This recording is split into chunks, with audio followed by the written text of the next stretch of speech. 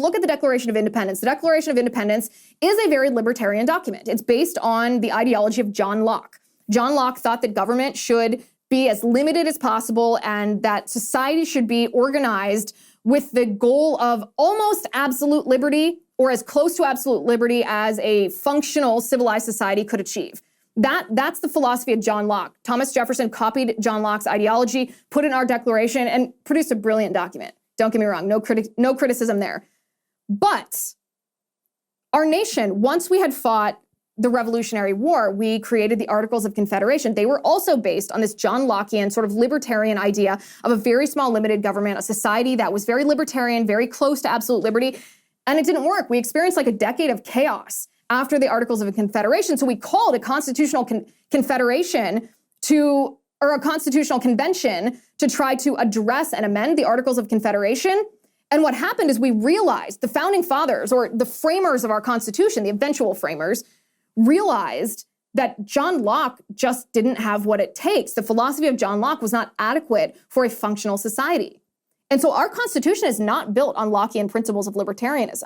Our Constitution is built on the philosophy of Edmund Burke. Edmund Burke is a British philosopher who rejected the definition of liberty being as close to absolute liberty as possible. And Edmund Burke argued for ordered liberty, a society of ordered liberty, where liberty in and of itself is not the end goal, because liberty in and of itself is just licentiousness, right? It doesn't have inherent morality. Edmund Burke said, in order for liberty to be a tool to achieve something greater, we have to define liberty as a society that's oriented around the pursuit of justice. And he defined justice as, quote unquote, original justice, meaning the justice that was defined for us by God. It's also known as natural law. So all of this is very cerebral. All of this is very philosophical. But if the Republican Party and the conservative movement don't back up for a second and say, wait a second, what is conservatism? What do we stand for as Republicans? We don't just stand for policy issues. We stand for, and what they should say is we stand for ordered liberty. Therefore, we understand that natural law should be the law of the land, that our country's legal heritage is not one where morality doesn't touch the law. It's one where the law is based in Judeo-Christian morality.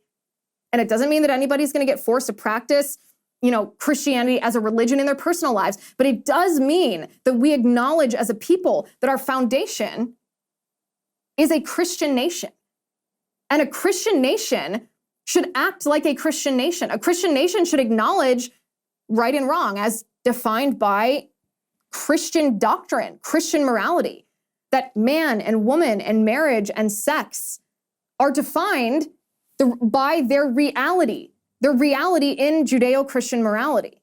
And again, this is not a theocracy. This doesn't mean anybody has to practice these religious doctrines in their personal life. It doesn't mean you have to have faith. It doesn't mean that you have to have a relationship with Christ. I advocate on your behalf that you do, but that's not what this political structure means. And what conservatives have to do is they have to understand that we as a conservative movement and a Republican Party have to pursue ordered liberty if we want to win. And once we understand that, suddenly we'll find the focus that we need. Suddenly we'll look at every issue and we'll be like, no, you don't have a right to take your child to a drag show. You don't have a right as a venue to have men dressed as women gyrating and doing sexually explicit dance moves in front of small children. We're gonna disallow you from doing that because that's fundamentally immoral. That's objectively wrong. And as a society, we can't function if we allow wrong to happen. It's the same thing. You can look at any number of these things. The same thing with public school teachers, the same thing with grooming, the same thing with critical race theory. Of course we can say critical race theory isn't allowed in our school. Of course we can objectively identify critical race theory as Marxism. We can objectively identify communism as being bad. And we can and should indoctrinate our children into thinking that communism is bad, Marxism is evil, critical race theory and queer theory are a part of the evil ideology of communism. Of course we should. Because if conservatives and Republicans don't compete for the culture, then we're going to lose it. And if we lose it, we're never going to win another election. And this is not some radical idea that I'm bringing to the table. This is not something that I invented. This is not something that's totally outside of the realm of what our country is. This is actually our heritage. We've just forgotten it. This is what our nation was intended to be. James Madison, the author of our Constitution, quoted Edmund Burke. And he quoted Edmund Burke's definition of what liberty is, ordered liberty. And that ordered liberty is really the pursuit of justice, and justice is natural law as defined by God. The author of our Constitution. We had other founding fathers and framers of our Constitution say that our nation was made for a moral people and no other. And George Washington, the first president, the father of his country, said that if we forget this is a paraphrase, of course, if we forget our religious principles, we're done. Doesn't mean forcing someone to practice these tenets of faith. It does mean acknowledging that our country was built on the definition of these words as defined by Judeo-Christian morality, and that we have a just use, or we have we have the authority to justly use our government to order our society along these principles.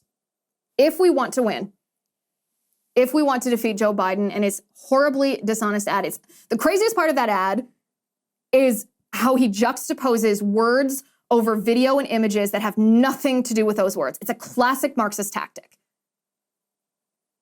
If we want to defeat that, we can't just point out, oh, you know what, the last 2 years have kind of sucked for you. You should vote for a Republican. We have to redefine the Republican brand. Conservatives have to embrace our heritage of ordered liberty, and we have to be based and savage and never stray off message.